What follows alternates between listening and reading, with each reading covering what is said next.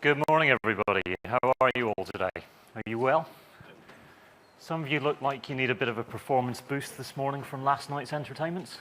The reason speakers normally mention that on the Friday is because we're jealous we couldn't go out last night. We had to be in bed early to make sure we were healthy to present today. My name's Ewan McKellar. I'm a senior premier field engineer based out of Brisbane, and my day job is to go around and help customers with proactive and reactive support, which means, in a nutshell, I go in and make sure stuff doesn't break, and when stuff does break, I'm there to fix it, or at least teach people how to fix it. A lot of organizations that I go to have problems with performance. In fact, it's fair to say that every organization I go to and look at, they will have some degree of performance degradation on their servers. Now, typically the servers that I look at are Exchange servers. I specialize in Active Directory. I do some work in platforms generally as well. I specialize in Exchange. That's the mail server. I do some work in platforms as well. And I see a lot of performance problems across Exchange servers, domain controllers, and other associated services. Now, you guys generally in the field have to design, deploy, and manage high-performance systems. And when users phone up, they complain, they say things don't work properly. You end up giving them technical support. Maybe you end up giving them a bit of emotional support to say, oh, sorry, it doesn't work so fast. Well, so generally, that's what we want, but that's what we get. We get, instead of really high-powered services running really fast, we get things that kind of barely hover off the ground. They're good enough. Users don't complain so much. Maybe users get used to the performance that you see, but you're not getting all that you can out of your systems. So what I'm going to do for you today is help you go back to your servers, analyze the performance of those servers, and find what bottleneck is there and get rid of it. Hence the title, Find the Make It Faster button and work. In IT, we all want to make it work button. I'm going to give you a Make It Faster button. And that Make It Faster button is a performance troubleshooting flowchart.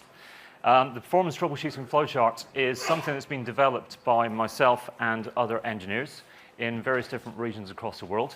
So this is years of Microsoft engineering experience that I've learned from other people, put together in a flowchart with the assistance of other people. So I'll show you the flowchart. What we're going to do is actually walk through a series of demos, and I'm going to use the flowchart to show you effectively what's inside my head and other engineers' heads when we're performance troubleshooting issues with servers. And I'm going to use it to identify some slow disk. I'm going to use it to identify some memory pressure problems, look at some network issues and high processor utilization problems. And the important thing here is not just do you have a problem, but what do you then do to go from problem to fix really, really quickly. That performance flowchart will be available for you after today. So it's something that you'll be able to take back to work, print out, pin up, and then whenever you get a performance problem on a server, if a server runs slowly, you can just flip that out and start going through the flowchart to try and figure out what the issue is. Now, this flowchart isn't a guarantee that you're going to fix every single performance problem you come across, but it does mean that a majority of the performance problems that you may have either not known how to address or had to phone up our support center, you can fix relatively quickly. And that's what we're going to have a look at over the next little while. So the main problem that I find when I go on site for a lot of customers from a performance perspective, from trying to make their servers go from not very fast to fast, is generally people don't know what tools to use. If you go into Perfmon, you might be familiar with Perfmon, you might use that, but often there's a problem of which objects do I capture, which counters do I capture, and which instances of which counters do I capture. Now, sometimes people just take the scattergun approach and they'll pick an entire object and they'll just collect everything and they'll get a massive log file which is about 1 gig or 2 gigs and it's too big to analyze, it's too slow, so you kind of give up. Is that experience ringing true for anybody in the room? Yeah, some nods. All right, cool. So once you've collected the data, your problems haven't finished because then the question is how do you analyze that data? I decided to put in a little bit of an eye chart for you. You can go to TechNet and you can find all the thresholds for all of the various counters, and you can get the Exchange Performance Troubleshooting Guide, and you can get the troubleshooting counters for Active Directory and maybe file and print servers and so on. But the question is, what process do you use to actually analyze that data, and how do you correlate between the counters? So this is the pieces that the flowchart is trying to address. So it's trying to get you from, I have a server that's running slow, through the data collection process, through the data analysis process, through to the fix to say this server is now back in health, and I can prove it. So let's have a look at the flow.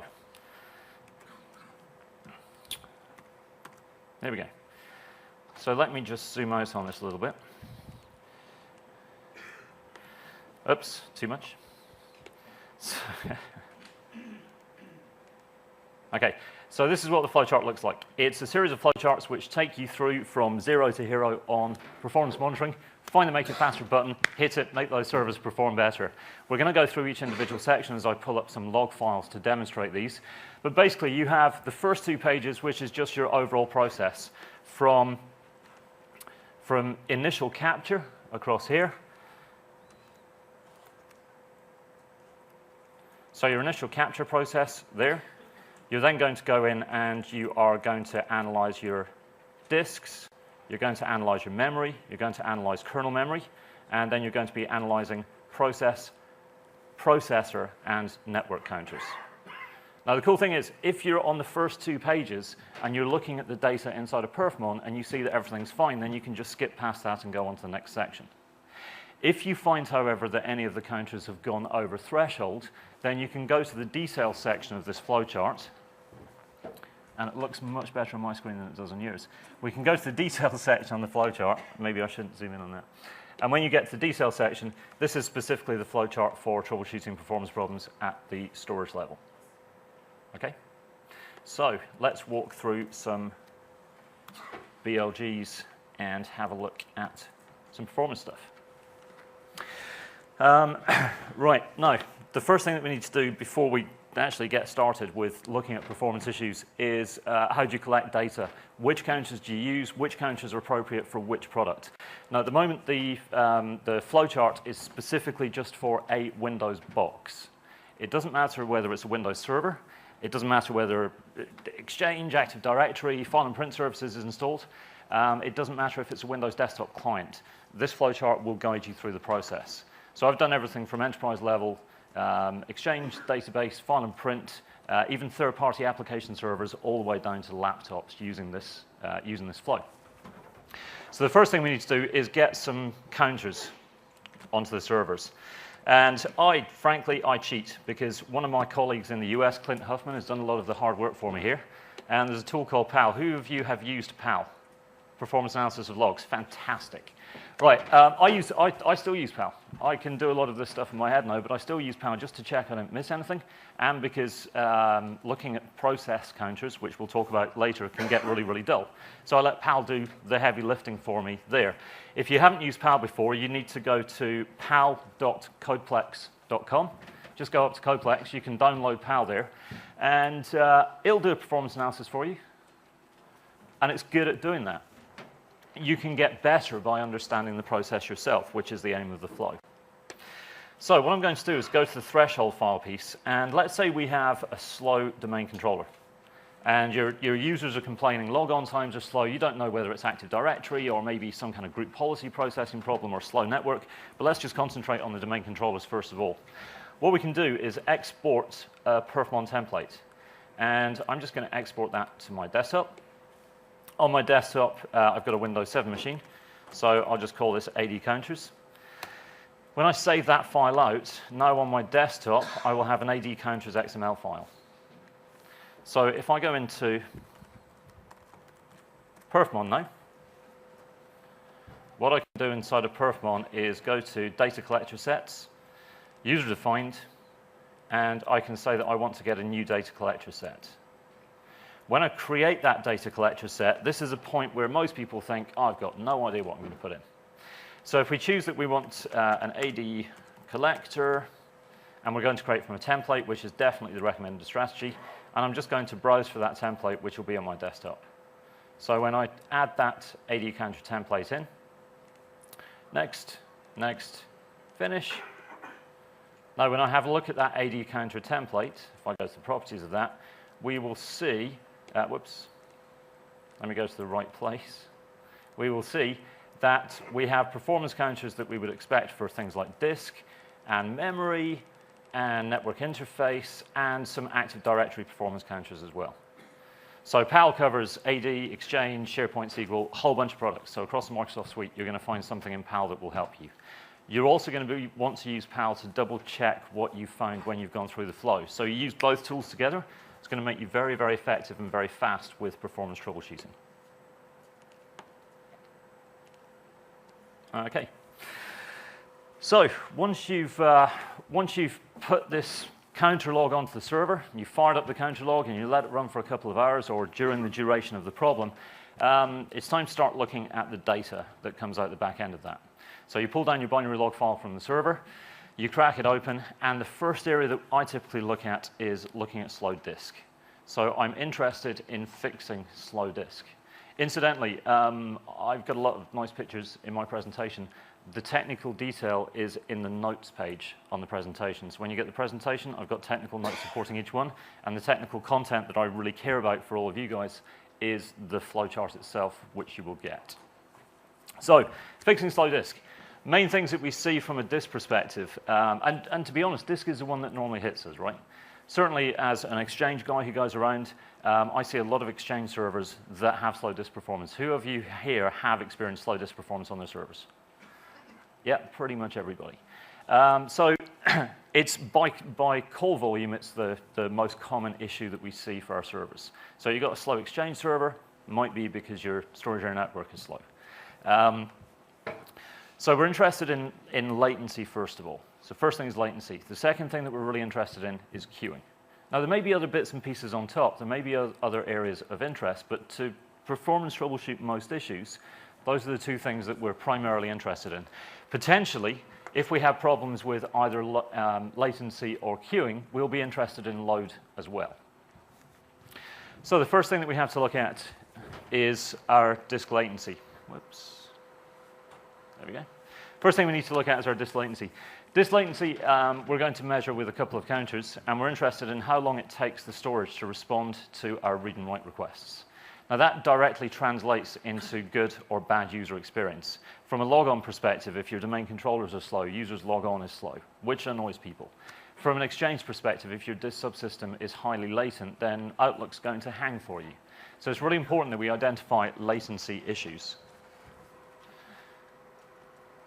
And the types of latency issues that we commonly see, common causes of high latency, first of all, disk space is low. Disk space, if we get too low on disk space, it can cause significant latency in reads and writes. More commonly, however, we see that we don't have enough spindles for the underlying I/O that the application is putting onto the storage subsystem. And we can actually determine through Perfmon whether we're putting too much load on the I/O subsystem or, and this goes to the third common cause of disk latency, we're sharing spindles specifically in a SAN environment or a shared storage environment with other applications. And it's those other applications which are making the disk slow for our application. Now, typically when you go to the storage team and say there's a disk problem, their response is, there's no problem with the SAN, which is generally the response of the networking team when you go to them and say there's a problem with the network. There's no problem with the network. There's never problems with the network. Using this information, you can hopefully present a compelling enough case to them that they can start to say, yeah, you could be right. Maybe there is something wrong. We need to investigate that. So it's worth mentioning at this stage that I don't care about what disk so much when I'm doing a performance analysis for my servers. It doesn't matter to me whether you're on dedicated storage, whether you're on shared storage, from a latency perspective at least. It doesn't matter whether you've got a 3-tier storage system with cheaper disks, 15K fiber channel disks, and then SSD layered on top. I don't care. All I care about is, does my application get a fast enough read and write response time for the user experience to be good? And as long as we're getting that, life is good. Now, it's worth noting as we go into the template, or the flowchart rather, it's worth noting here that the installed software counts. So this is one of the areas where you may want to find out what software is installed in the server, because the thresholds that we use vary by application. If the developers of the application, if the product group hasn't printed statistics for disk, use the ones in here. If the product group for that product has given you statistics for disk, use the ones that they use. So the first thing we're going to do is look at average this second read and average this second write. And we're typically interested in this remaining below 15 milliseconds. And we want to see fairly consistently below 15 milliseconds. We can spike up a little bit. That's fine here and there. A little spike is OK. But we want to see it consistently underneath 15 milliseconds. So let's go ahead and have a look at a log file. So if I open up Perfmon, and let me just get rid of the console tree. So what I'm going to do is load in some BLG files. These are all real customer cases from the last, almost all of them are from the last 3 weeks. So this gives you an idea of how common performance problems are for me to see in the enterprise. I think there's one log file that is several months old, but they're all from enterprise customers, predominantly in Queensland, but some in other states. Are any of my customers here right now? Yeah? All right. I've changed the server names, so. Ah, look at that. Fantastic performance from Perfmon. Get in. It's nice. Put that in the email. Cool. Thank you for that. Right. Let me get rid of that. Let me try and open a log. There we go. Perfmon performing beautifully. As I mentioned as a caveat, everything that I'm going to show you is from Exchange servers because that's what I normally do. That's normally my day job, but I do other stuff. And this works whether it's Exchange or not. I just wanted to show you fresh demos. I could have showed you a bunch of binary log files from like 3 or 4 or 5 years ago, but I wanted to show you stuff that was literally fresh off servers in the last couple of weeks. So the first thing I've got is an Exchange 2010 Hub Transport server. Show of hands, who has Exchange 2010? Yeah, a pleasing number of you. Fantastic. Thank you for not being at the Exchange best practices from the field presentation that's running currently. So I'm going to add that log file. This was taken from one of my customers. What I've done is I've reduced the amount of data in the log file just to make it easier for me to navigate here. I did have a bunch of Exchange counters in here. I've just ripped those out. As I said earlier on, I don't really care about what disk is there. In this example, I don't really care about what application is there. I'm just going to troubleshoot it as if it was a regular file and print server, maybe. So if we go to logical disk read and write, I can see I've got a C drive and a D drive. And this server is running kind of slow. You know, users complaining, stuff isn't working particularly well. So when I have a look at average this second read and write, the scale's gone kind of weird here. Let me just go to properties and change that to 1,000. Change that to 1,000. So average this second read is measured in seconds. Now, obviously, seconds in performance is really, really bad, right? We want it to be milliseconds. So what you're looking for from a performance perspective here is that your counter value is under 0.015, which is 15 milliseconds. So if we go back to my binary log file, show this data, what we can see here is really aggressively spiky disks, never a good thing. And if we have a look at the average value is 47 milliseconds, which is kind of high. The maximum value is 5,442 milliseconds, which is 5.5 seconds. So this server was going to disk, and it was having to wait 5.5 seconds just to get a read back from its C drive, which is pretty bad, right? Let's go to my D drive. 6.6 seconds latency. This is a production server that was transferring mail for users. And it's real. Look, it says just down there, real server 1.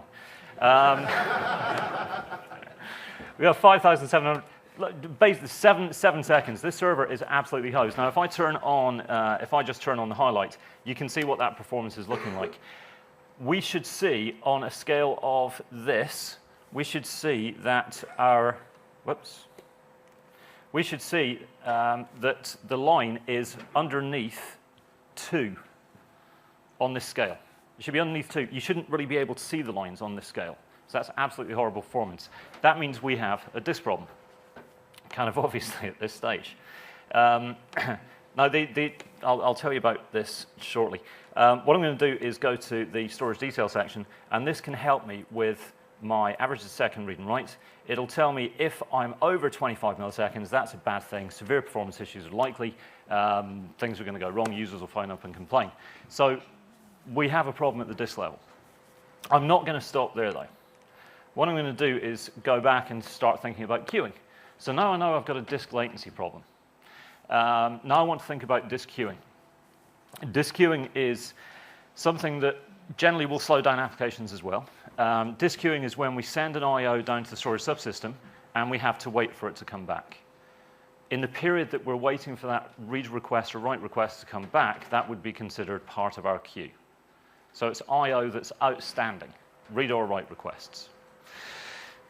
Common causes of queuing are typically going to be congested storage channel. So if you're on some kind of shared network infrastructure, shared storage infrastructure, potentially your switches between your host and your back end is congested. Potentially, if you have cache configuration problems, that can cause queuing as well. If you haven't got your cache configured appropriately for the application installed, that can cause queuing. Things like HBA queue depths, if they're incorrectly configured for applications or based on what your storage vendor says, they can cause queuing as well.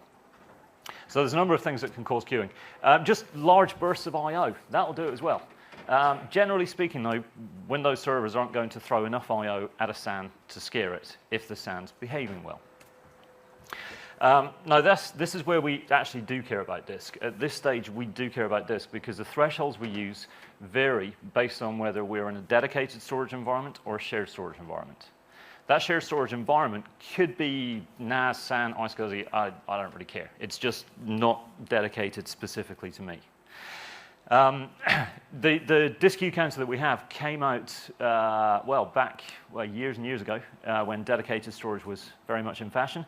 And the old math, you're probably aware of this from doing MCACs or MCITPs, is 2 times spindle count. So if you have a single spindle on your C drive, your queue length shouldn't be greater than 2. If we look at storage area networks, and here we have to go back to the flow, and I did put a handy little return to the flowchart thing in there. When we get back to the flow, what we're going to see is the recommendations that average disk queue length, that's the counter we're interested in. That should be less than 2 per spindle, and then that's fine.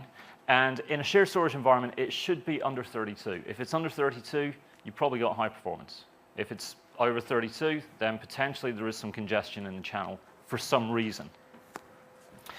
So what I'm going to do is open up another Perfmon.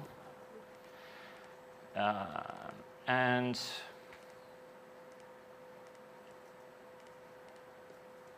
I'm going to have a look at, this was an Exchange 2003 backend server. So anyone still on 2003?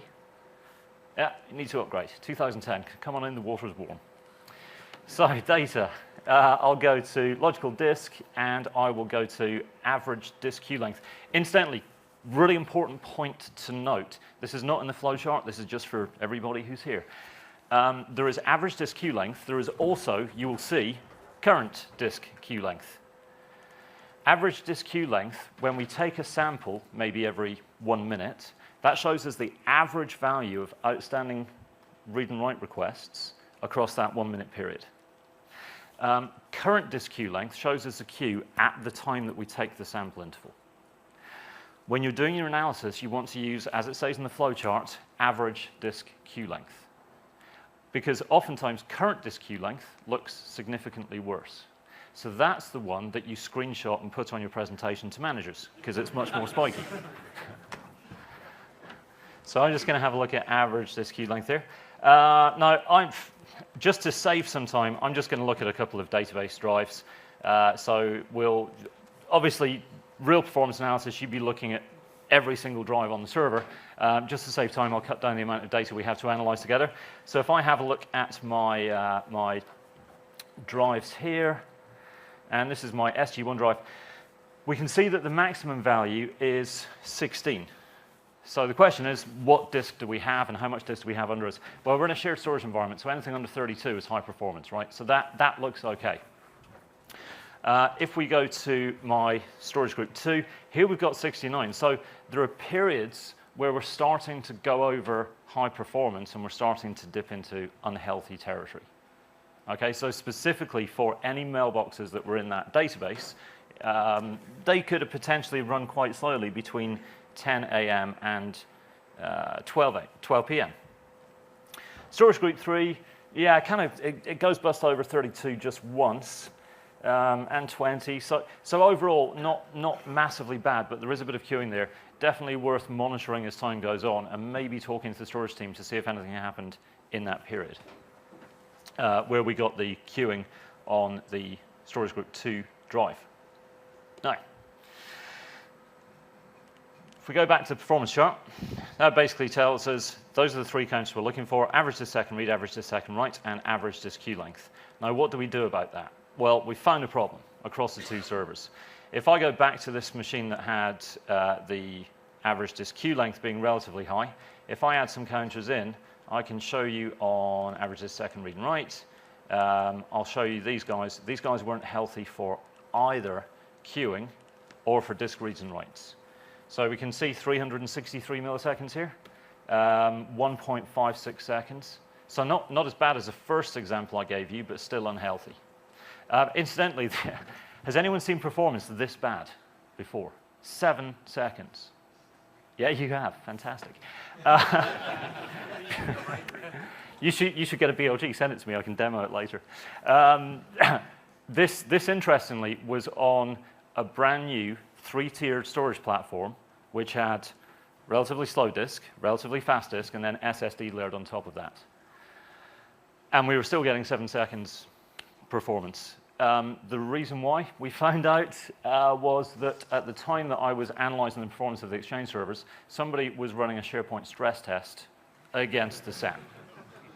I'm not sure how well the stress tests worked, but it really sucked the Exchange server's performance away. Okay, back to flowchart. So I'm going to go to the storage details. You may have noticed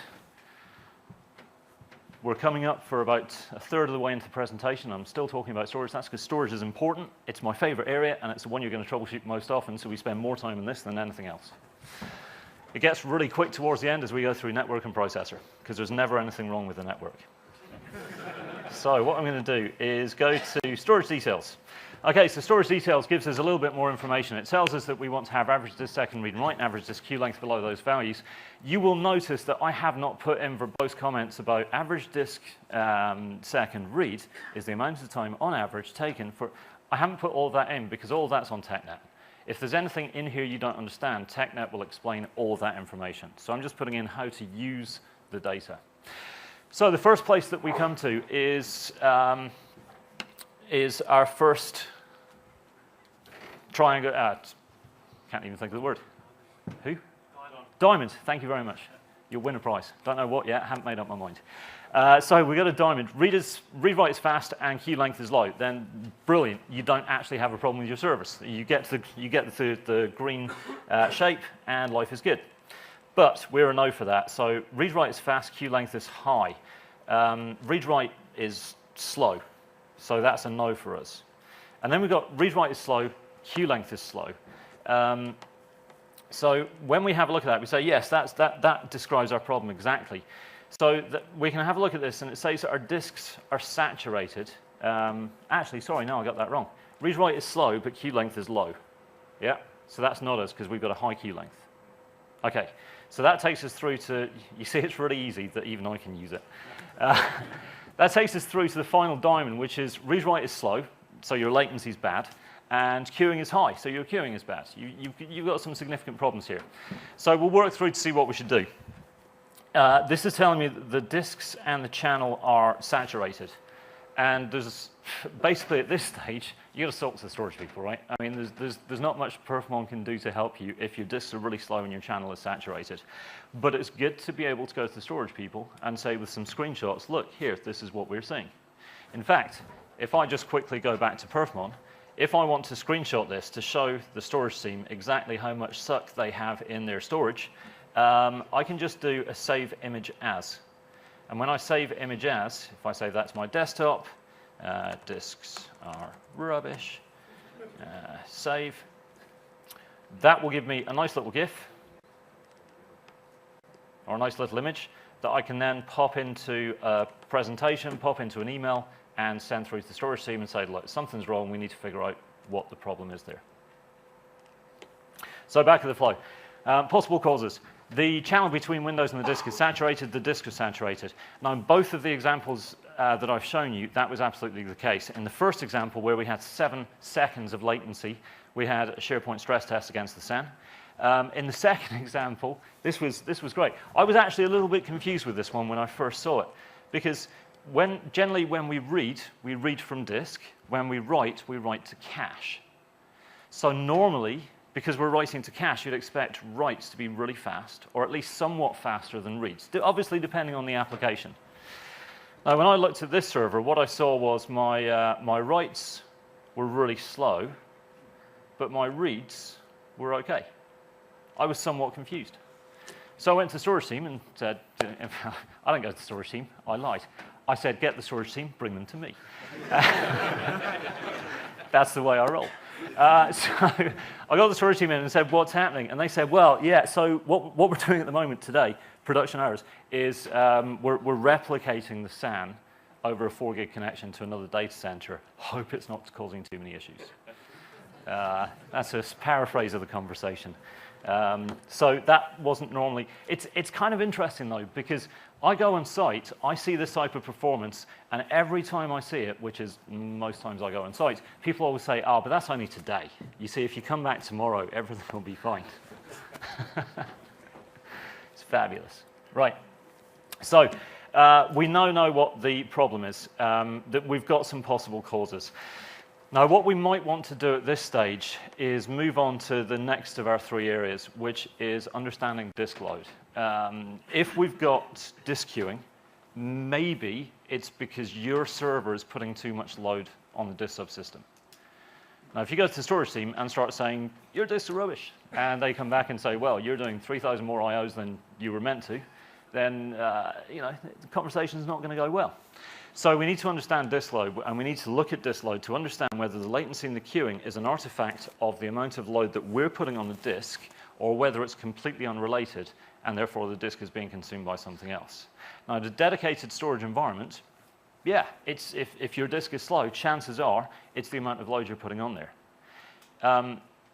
If that doesn't correlate, then maybe it's things like cache settings that you need to tweak. In a shared storage environment, we're interested. We're interested to see if it's our load or somebody else's load that's slowing us down. So the only time I normally look at disk load is when I see latency in queuing. If my disks are fast and my queue is low, I don't care how much load is going onto the disks because we're performing really, really well. So what you need to do is have a look at this. Talk to the storage team. They are nice. Talk with the storage team, figure out if you're putting too much load on the disk subsystem, or it's just generally because things are shared between your LUNs and the LUNs of other servers. For example, one of the Exchange servers that didn't make it into the BLG of notorious suspects for today, we found out it was running slowly, and this was last week, I think. It was running slowly because its LUNs were on the same spindles as SQL, which obviously isn't going to particularly help your users in Outlook. So we come back here, and this is what the flow tells us. If we follow our little line, we get up here, and it says check disk transfers per second and correlate with the load behavior. So what I'm going to do is go back to my perfmon. I'm going to go back to this really, really bad one, and I'm going to add some counters in, which are my logical disk and disk transfers per second. Now, if you can take this to a much deeper degree by saying, right, I'm going to separate out reads and writes, and then I'm going to work out my RAID overhead, my RAID penalty rather, and you can go down to a really deep degree. Normally, I don't bother doing that because normally when I talk to storage teams, they say, well, it's all virtualized anyway, it doesn't matter. So I just care about, is there a correlation between my load and the latency? So we'll add in drive C and D, add, okay. And you can see my C drive, my D drive. At this stage, I'm not even looking at the numbers. I'm just looking for a correlation. I've got all this spiky stuff in red and yellow and green and blue, and there's absolutely no correlation. In fact, my D drive, which was at 7 milliseconds latency, is only doing 160 IOs at maximum. My laptop drive could support that. And this was on a SAN. So that's clearly a case where we can go to the storage team and say irrefutably, you know what, this just isn't working. The storage team will probably want to take some metrics of their own. They have monitoring software, or at least the ability to look into the latency and on your drives. That's brilliant. But you have irrefutable proof that from this Windows host level, the storage subsystem is not performing quickly enough. And this data is taken from the point at which we pass requests into our storage drivers. So this is the round-trip latency from your host bus adapter through the SAN all the way back to the host bus adapter until it pops back out again. So that takes us right down here. There is no correlation between load and latency, so we need to raise the issue with the storage team and work with them towards a resolution. But at least you can now work towards a resolution, confident in the knowledge that you have a good understanding of what that disk issue is. So that's our disk flow. Feeling happy with the flow so far? Yeah, excellent. Some nodding heads there. Champion. Okay, so for some reason I've got properties on my screen. I don't know why that is. Okay, so the next thing we need to do is use the flow to find memory pressure. Memory pressure is the second most common problem that we see. And it's something that we saw a lot in the 32-bit world. Who still has 32-bit servers hanging around? Yeah, almost everybody. Who has a pure 64-bit shop? Was that really just one person? Sir, give yourself a round of applause. 64-bit shop is fabulous. Yes, thank you. So we see a lot of problems with 32-bit. I'm still seeing memory problems with 64-bit as well, though. Just because we've gone 64-bit doesn't mean memory problems have gone away. We have more RAM. We have more kernel space. So oftentimes it means they manifest themselves more slowly, but the problems still manifest themselves. So you need to have a reasonably good understanding of how to troubleshoot problems with memory. So looking at memory health, just generic, is the server healthy from a memory perspective? You're probably all aware from your years of experience in the IT world, memory in Windows is cut into pages, and we assign virtual addresses to applications, and then the memory management software is responsible for taking the data that applications put into the virtual memory address spaces and translating that into physical address spaces, and we cut it all up into pages to make that translation process easier. So when we're looking at memory, when we're looking at general server health, I've kind of split memory out into three areas for the sake of the flow. We're looking at overall server health, which is, do we have enough RAM on the server for things to perform well? So that's physical memory. The next one is processors. Are processors consuming too much RAM? And then the final one is kernel. So are kernel level bits of memory healthy? So for overall look at memory pressure, we're interested in how much available memory we have. Available memory is one of several counters that every time I ask a group of people what available memory is, I'll get 3 or 4 different answers, none of which are specifically technically accurate. It's kind of confusing. Available memory sounds like memory that's not being used, right? Therefore, it's available. Is that generally people's understanding? Cool, okay. So that was my understanding, and I got slightly confused when I was looking at servers with 4 gigs of RAM, and they had 1.2, 1.3 gigs of memory available. And it didn't make much sense to me. So I started reading Windows internals, and then I asked a friend who had read it and understood it. So there we go, Resource Monitor. Resource Monitor. Inside Resource Monitor, this shows us, this is Windows 7, 2008, 2008 R2, and Vista. What we have is the in-use section, the green section, and the in-use section is stuff that's actively used. And then we have the modified section. The modified section of RAM is stuff where data pages have been changed by applications, and that stuff hasn't been written back to disk yet. And by written back to disk, I mean it hasn't been written back to the applications file or the page file. In other words, it just exists in volatile memory. The standby list. The standby list is stuff that's changed, so physical pages of memory that's changed. So we've got nearly 3 gigs of memory that's changed, but all that stuff has been written back to disk. So that might be bits from my PowerPoint template, from my PowerPoint deck. That might be parts of the binary log files that I'm looking at. It's stuff that's in memory, but it's safe on disk. In other words, that Standby stuff is memory that could be reused immediately without incurring any page I/O, any paging. So when we're looking at available memory, we're actually looking not only at the free memory, but also the standby memory as well. So available memory means memory that can be reused without incurring page I/O associated with writing that data out to disk. So it may be that the application is storing stuff there and it's using it. It's just free to be reused if we need it. So when we have a look at available memory, it's important to understand what that means. It's the amount of physical memory that we have left over to reuse in an instant. The next thing is paging behavior. Pages per second. Pages per second is a wonderful counter that everybody knows. That's how many pages we're reading and writing from the page file, right? It's not. It includes hard faults by applications reading data from their data files into memory. So it's not just to do with the page file. So when we're looking at available memory, when we're looking at paging, we have to think about these things in terms of an understanding of the way the architecture works. So what I'm going to do is go back to Perfmon, delete all of my counters, delete those, and it's time to add in a log file. Where's my memory one? Exchange 2003 memory. Okay, so this was an Exchange 2003 backend server. If I go to my flow, I'm going to go return to my flow. So I've done disk, I've identified there's a disk problem.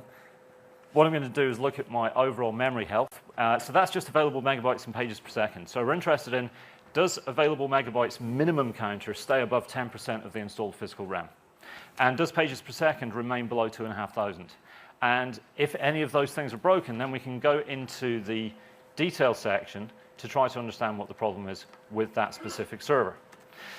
So if I go to my memory section, it's a pretty straightforward analysis. Available megabytes, pages per second, have a quick look at those. I'll add those counters in, and I'm just going to quickly right-click and scale select the counters. If you haven't used Perfmon very much in the Windows 2008, Windows 7 family of operating systems, that scale select counters thing is fantastic. Saves you a lot of time. So what I'm seeing here, first of all, is kind of interesting.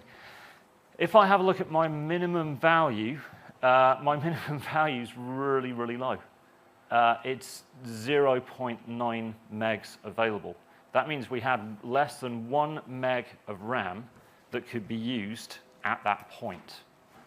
So that server went massively unhealthy. It seemed to be going along okay, and then just for no reason at all that I can see, it's dipped massively. We can also see around about this time there's some pretty significant paging. Now the interesting thing to note here is the paging is not absolutely consistent with when the memory drops, but it definitely seems to be involved, right? So maybe an application was storing a large amount of data in memory, and that caused some significant paging. And as we load stuff and page stuff out, maybe the server ran short of RAM. Maybe that's the kind of problem that we're looking at. So if I go back to my flow charts and go to the memory detail section, and I just follow it through again. Is available memory below 10%? Yes, it is. So I'll slide across here. Does pages per second exceed 2,500? Why, yes, it does. So what I need to do, incidentally, we didn't come down here, so we didn't get to the green bit.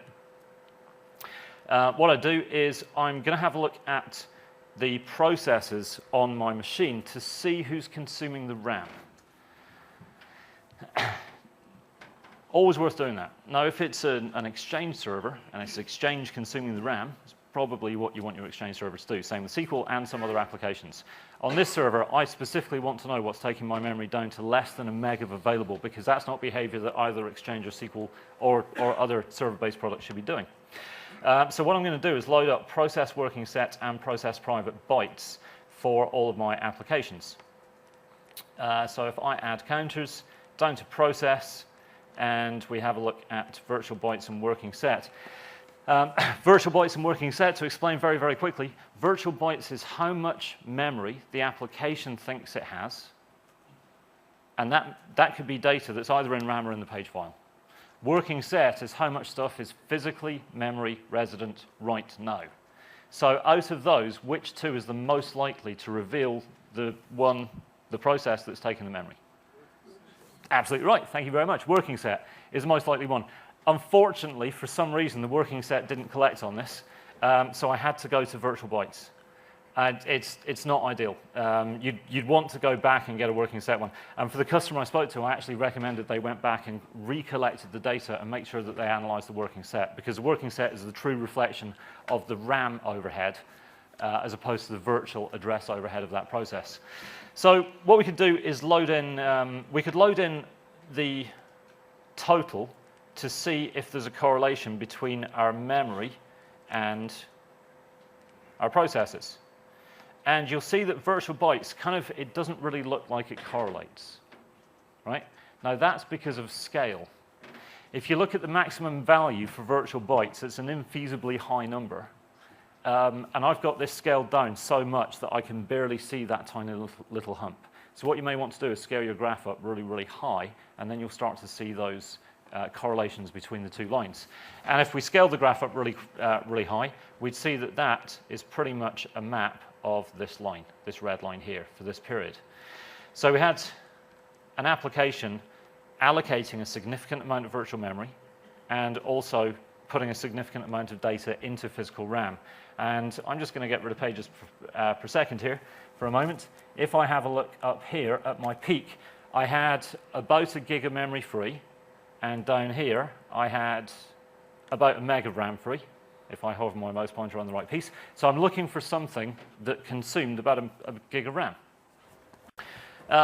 This is a really, really dull bit, because now you have to go through your virtual bytes and your working set, which is two sets of counters for every instance of every process on the server. And you might find you've got 100 processes on that server.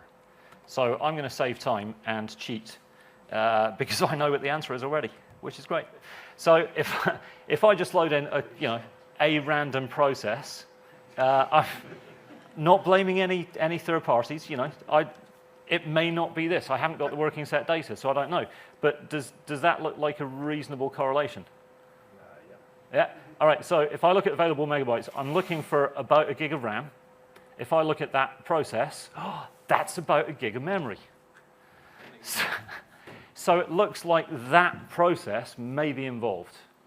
Now, it could be that that's what that process does. I don't know. So as a third-party process, I'm not going to judge it. I'm just going to say to the customer, go back to the vendor, have a chat with them, say that this is the behavior that you're seeing, once you've confirmed with the working set that it is this process, and see if that's normal, see if there's anything that you need to change or if there's an updated version available. So that's my process. So basically, by looking at process working set and process private bytes, I would now know that if I turned that process off, my server would go back to health. We can also have a look at a secondary counter, which is the file system cache. If I go back to add counters and memory and have a look at cache bytes, as mentioned in my performance flowchart just here, it's the size of the file system cache. So if I have a look at cache bytes and it's inflating at the same time, that means that not only are we putting a lot of stuff into memory, but potentially we're not getting it out of memory particularly well. Now, I did see some very erratic paging behaviors, and it was going up really, really high. So it's possible that Windows was trying to get stuff out of memory, but it may not have been able to.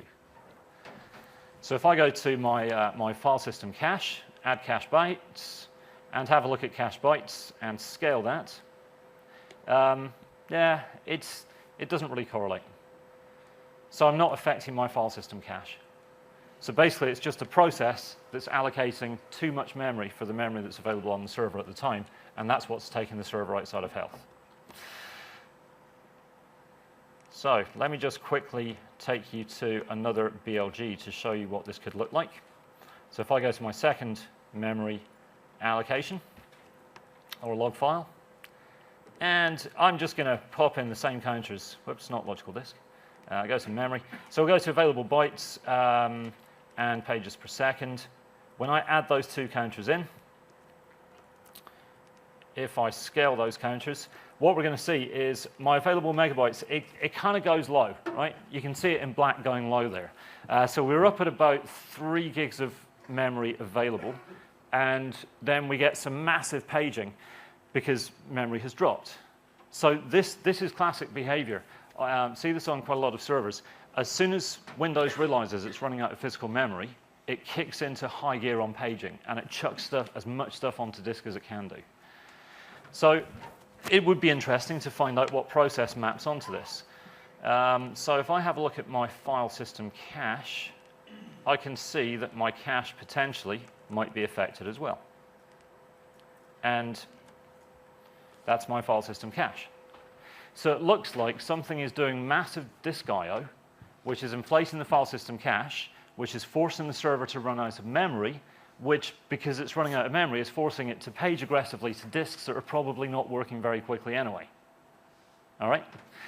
So going back to my flowchart, it does tell me here that I may want to look, if there's a large amount of data in the file system cache, it shows that I'm holding a large amount of dirty data in cache that needs to be written to disk quickly.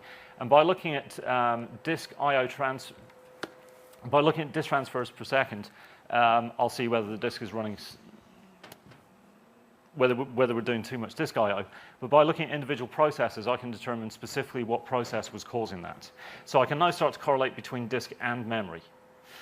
So I'll put back here. If we add counters, I'm going to go down to process and try and identify what this process was. Again, unfortunately, working set in this capture failed.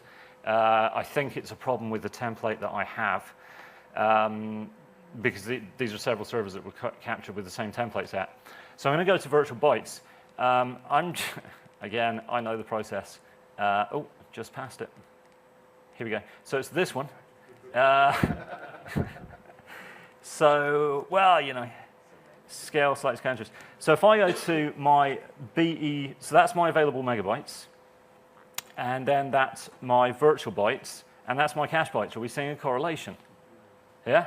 So this process, at minimum, had 409 megs of RAM, and then it consumed up to 1.5 gigs of RAM. Now, in this instance, this is a process that was running fairly early in the morning, but it did go through until user production time. And by inflating the file system cache, by making the server run out of memory, it then impacts everything else that's running on the server. So again, it's a case of go back to vendor, see if this is normal behavior. If it is, make sure it happens outside of production hours. Okay? Now, to take that analysis slightly further, it does tell me in the flowchart that I may want to look at disk I/O. Now that I see the process that's affecting the memory, what I may want to do is go back in here, and I can drill down to the I/O for the individual process, which is noted in the flowchart. So if I'm interested to see if this guy's doing a lot of I/O or whether he's just assigning a lot of memory, I can add that in. I/O data operations and I/O other operations per second. These are indicators of the I/O that the process is doing, which maps perfectly onto my memory being consumed and my file system cache going up. So this pretty much conclusively shows, although I don't have working set counters, this pretty much conclusively shows that it's at least that process and potentially other processes in this earlier part that are involved. But definitely in this period, it's that process that was responsible for affecting the available memory. So there we go. That's how you use the flow to fix available memory. So we have other things over here. So it might tell you, based on your answers, it might tell you to look at I/O data operations per second, I/O other operations per second, and so on. So how do we feel about the flow from a memory troubleshooting perspective? Yeah, pretty good? Fantastic. Then I shall continue, because we still have 20 minutes to go. Right. Go back to here. So application memory, I've already kind of covered application memory so far, right? Applications have virtual memory. They assign virtual memory addresses. They put data into virtual memory. And this means that every application on your servers think they have, in a 32-bit environment, 4 gigs of RAM. So applications should inflate and deflate the amount of RAM that they're consuming, or rather, more correctly, the amount of virtual address space they're consuming based on their needs. And hopefully, they're not impacting anybody else. But as you saw in the previous BLG, sometimes they can impact other applications if they're not particularly well behaved in terms of their memory use. So there is a section on application memory use in the performance flow. Let me just go back up to the top. Again, the individual process stuff is the really, really dull stuff that I let PAL do for me. I let it do the heavy lifting for me. Oh, we're on page 2 already. Fabulous. Page 2 link doesn't work. Note to self, fix page 2 link. So what we do to see if an application is affecting available memory, that's what we do. To see if an application is leaking, which sometimes happens. Have any of you had experience in the past where if you leave a server running for a week, everything's fine, and then the following week it starts getting really bad, so you just reboot it once a week, yeah? Instead of fixing it. No, I've never done that. I used PAL when I worked there. Good man, that's exactly what we want to hear, using PAL. You're good. So you load the process counters. The process counters we're interested in are handle count. That's the number of references that the process has to other objects in Windows. And a handle could be to a file. It could be to a number of different things.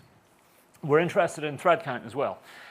Thread count is the number of threads or executable bits that the process has spun up. If we spin up too many, there's a problem. Sometimes when we find bugs in code, we'll find that an application developer has created an application that spins up threads or creates handles but never tears them down. Now, it may just sound like, well, you know, what's the problem? Things like handles and threads are actually tracked by Windows in kernel mode. So every handle and thread consumes a small piece of kernel mode memory. So it's kind of important. Private bytes and working set we've already talked about.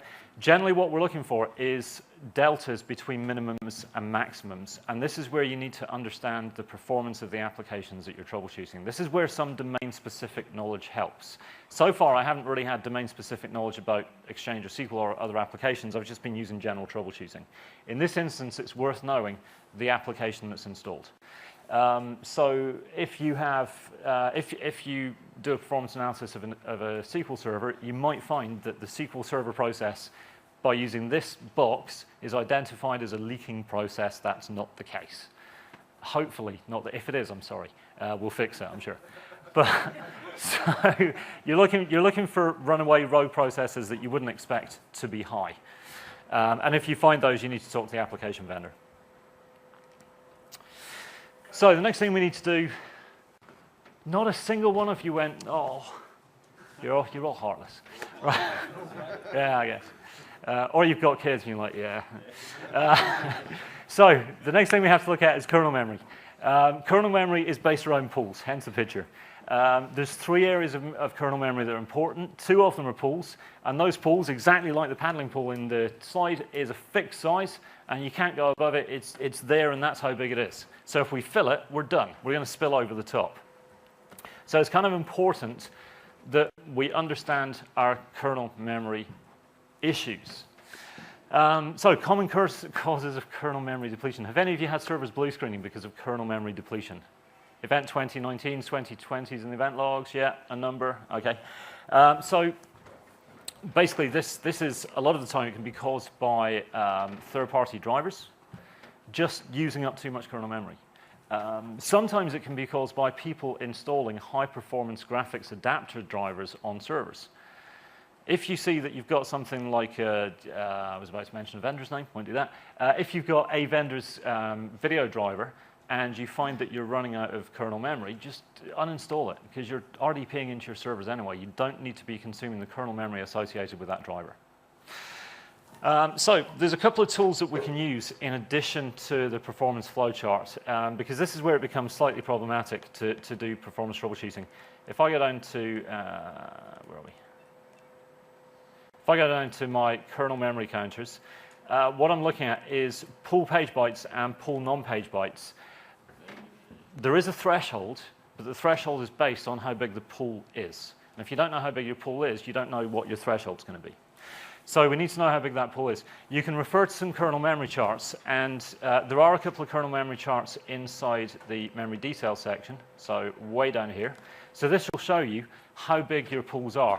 What we've done here is actually give you the 80% value of the pool. So if the value in perfmon is bigger than the value here, that means you're over 80% consumed. And over 80% consumed is bad because it means we get very fragmented memory address space, and it means that when a driver comes along and asks to make a contiguous allocation, Windows will fail it.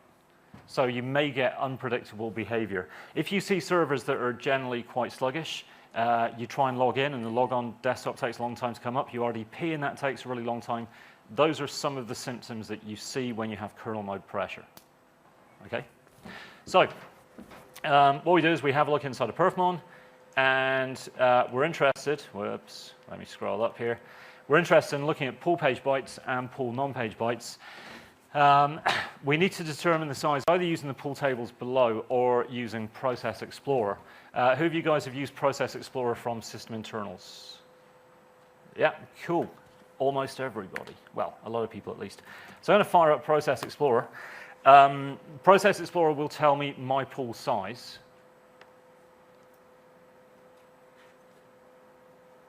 You see, I had this problem with Process Explorer yesterday. And yeah, anyway. So Process Explorer will come up. If you view system information, it will tell you the size of your kernel memory pools. With the applications that you support, once you've done this a couple times, you'll become familiar with how large the pool should be.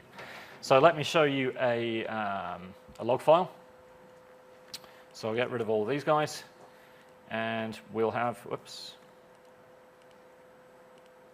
get rid of that log. I'll add in a log which is kernel 1. So this is a 2003 Exchange server again. Now, for Exchange 2003, if you go to the Exchange 2003 Performance Troubleshooting White Paper, which is an Exchange administrator you've probably got memorized by heart, you will see that there's specific guidance in there on how big the pools are allowed to get, how full they can be before there's problems. And for kernel, it's about 100 to 110. For non-page pool, it's 100, 110-ish. For page pool, it's 200 to 220-ish. So if I have a look at my memory counters and pull page, pull non-page, add those in, and we'll see on this server, pull non-page is actually at 162, and pull page is at 226, which means both of these are massively over threshold. Did I not previously mention if these get full, your server might crash? I think I did. What had happened on this server was it was indeed crashing. I was on site, the server was falling over. We had a look at the server, and it had the 3 GB switch in the boot.ini, which reduces kernel memory to 1 gig, which reduces page pool and non-page pool to a very small size. So whilst we were trying to triage what the problem was, we took the 3 gig switch out, which meant that whatever was consuming the kernel pool could inflate as much as it wanted to, and we had time to fix it before the next server crash. Now, at this stage, you might be feeling quite chirpy and thinking, aha, I have a kernel memory problem. And then you've got no idea what to do with it. Well, that's where another one of the tools comes in. So what I'm going to do is go to my desktop and pull up my folder. Just as an example, I've got an application called Not My Fault, which is something Mark Russinovich from Sysinternals has used, or written rather. I'm going to leak 100 megs of page pool a second just because I can. If this goes horribly wrong, I apologize if my machine crashes. Now what I'm going to do is pull up Pullmon. Pullmon you can download from our website for free. And Pullmon is an application that, when shown like that, doesn't show you very much information. When shown like this, it's going to show us what's inside non-page pool and page pool. And you can see the left-hand column, we've got tags. Tags are the identifiers for the drivers that are loaded inside page pool and non-page pool. Next column tells us whether it's page or non-page. The bit that I'm interested in is, first of all, the bytes column to the right-hand side. That shows me how much of my pool that driver is consuming. The second thing I'm interested in is the thing at the top of the list highlighted in gray? Because if it's highlighted in gray, that means it's changed its allocation in the last 5 seconds. And if it stays consistently in gray and the bytes consistently rises, there's my leaker. So I press B, which sorts me by bytes. And you can see that leak is the tag inside page pool. So I now have a page pool memory leak that I need to diagnose. So this will make you look absolutely fabulous. A server blue screens, and you say, not a problem. Give me a second here. You start tapping away with Pullmon, and now you've got the tag. And you think, great, what can I do with the tag? 2 things you can do with the tag. The first one is this. Let me stop this memory leak before my machine blue screens, because it will. What we're going to do is just go to a command prompt, and we're going to do find string. The syntax is in the supporting notes. So we're going to do find string /m. And what we're going to do is look for the tag of the driver we're interested in, and it's case sensitive. You have to put it in the same case as it is here. And then we're just going to ask it to search anywhere in C, Windows, System32, drivers. And so this is where all of the boot time drivers get put. And we just look for star.sys. And that's going to look through all of the drivers that load at boot time, and it's going to throw up two names. And one is called myfault.sys, and the other one looks like some kind of network card driver. Okay? I now go to the file system, look at the properties of that, and I start determining which one of those it is. Is that a really easy way to go from blue screen to I know which driver's affecting my server? Yeah. Right? Thank you very much. I got one yes. So that's basically how you do it. We did this on this server, and we found the two tags. There was one tag in page pool, one tag in non-page pool. They both came from drivers for the same antivirus process. So it was an AV process that was causing this server to fail.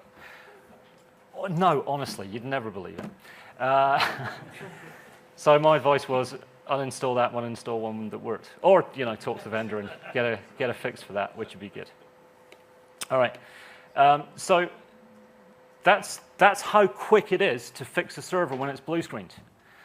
I did that so quickly on site last week that the guy I did it with wasn't even impressed. He was like, "Oh, right, okay, it's the AV thing then." I was really upset. I'm like, "Dude, do you know how clever that was?" No, you've no idea. Probably doing it right the first time. Yeah, that could be it. Okay, so I need to load up another BLG. I just want to show you that just because we've gone 64-bit does not mean that we've got rid of kernel memory problems.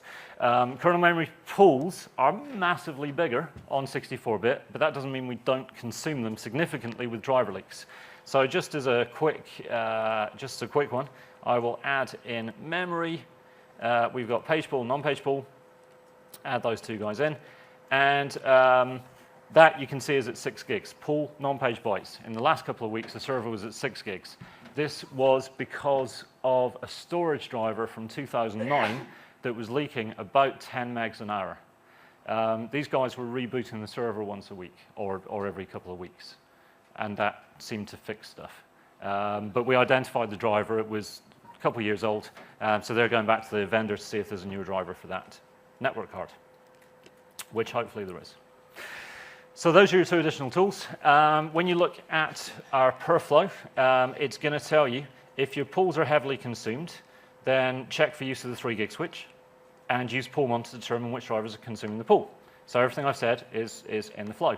And then we go on to look at system page table entries. System page table entries are really, really important for Windows, specifically for the kernel. It's the mapping table to map virtual kernel address spaces to physical memory. So it's like a little NAT table for RAM for the kernel. So if you run out of system page table entries, you can't put stuff in RAM anymore. So, kind of important to Windows. So we need to make sure that system PTEs are always over 10,000, ideally 8,000. Again, note self, by the way, I've been editing this flowchart this week specifically for this presentation. So there's a couple of errors in it. Oh yeah, values under 8,000 are not healthy. No, that's fine, I just misread it.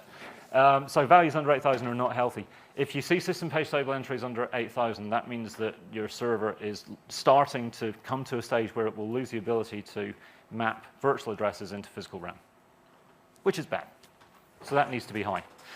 If that happens, if system PTs are low, it's unlikely to happen on a 64-bit server. 32-bit server, very likely, particularly if you have the 3 gig switch set without the user VA switch.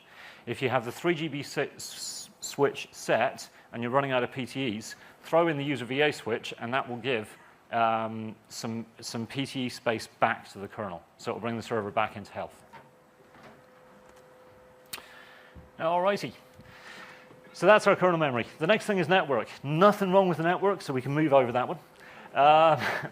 So network generally, we don't really see that many network problems, honestly. I mean, well, we do see network problems, but not from a performance perspective. Gigabit networks are pretty common. So we don't normally throw enough I/O down a network card to cause a problem there. It's worth looking at end-to-end link saturation, though. I had a case a couple of years ago where I went on site where we had a customer with a problem with web clients connecting into a web server that connected through to a back-end data store. And specifically for that one application, it was very, very slow. So I was asked to go off and do some performance troubleshooting. When I got there, we'd already asked them to pull some performance data off the servers, and there was nothing wrong with the servers. So I got there. The first thing I did when I arrived at 9 o'clock was chat to the guys. 9:05, I ran ping, and I saw that the response time was massive and unpredictable. The next thing I did was run traceroute and found out there was 5 hops between the servers, which were part of the same tightly coupled application, which was a surprise to the guys supporting it. The next thing I did was run traceroute, and I found out we had a 90% packet loss on one of those segments. So I was out there in about 15 minutes. We'd found the problem. The flowchart will take you through looking at network problems. So if I go right back up here, return to flowchart, inside network problems, the things we're mainly interested in looking at are output queue length, current bandwidth, and bytes total per second. So you can use these, and you can go to the detail section to work out if you have link saturation or if you have queuing on the interface. Yes, thank you. OK, cool. Thought that was a question. So it's just, again, the same as the others. Follow the flow, and it will tell you what you need to fix. When we come across to processor, again, there's not really much that we can do to scare modern processors. Processing power seems to be outpacing our ability to consume it outside of a virtualized environment. So processors, there's only a couple of things we look at. We may be interested in overall load, and we can go down to the individual process level to find out specifically which process is consuming the most processor time at the time that we get spikes, and the flowchart will walk you through that. Given that you've seen me walk through a disk and a memory demonstration, are you comfortable the network and processor one will be just as good? Fantastic. You're all so trusting. I love that. Excellent. Right. So the last thing is, and this question always comes up, how does all this stuff work in a virtualized environment? And the answer is it does. We still work in a virtualized environment. We can still use this process as long as we bear a couple of caveats in mind. First of all, disk counters are not affected. I love it when I go on site and you've got your ESX administrator and you say, there's a problem with the disk, and they're like, well, let me just check on ESX, see what that says, and they come up with the same values as me, typically to within a millisecond for disk latency. I don't really care whatever virtualization stack you're using, Hyper-V. You've got to look at what the Windows host thinks it is. Memory counters are not affected unless you're using dynamic memory allocation. Network counters typically not affected. The only ones that are massively affected are the process counters. So now you have the flow, now you have the skills, the knowledge, the ability. Instead of going back to work and feeling like this, you can go back to work and feel a little bit more like that. OK, to get the flow, follow me on Twitter. It's going to be published fairly soon. If any of you want it emailed to you today, give me your email address, and I shall mail it out to you today. For anybody who's just going to wait until it's published, follow me on Twitter, and I will let you know the URL where it's going to be published to. Don't forget to use PAL for fast checks and double checks on your performance. And if you're a Premier customer, you can attend the workshop Performance Monitor Monitoring Vital Signs, which spends 3 days going hardcore into everything that I've talked about. So we're out of time, unfortunately. If you, my Twitter tag is Ewan McKellar, and I'll jot that up in a second. Don't forget to fill out a session evaluation, because you could win a Windows mouse as well as a flowchart. Don't forget to get your code reader installed, and don't forget to buy a lovely HP server.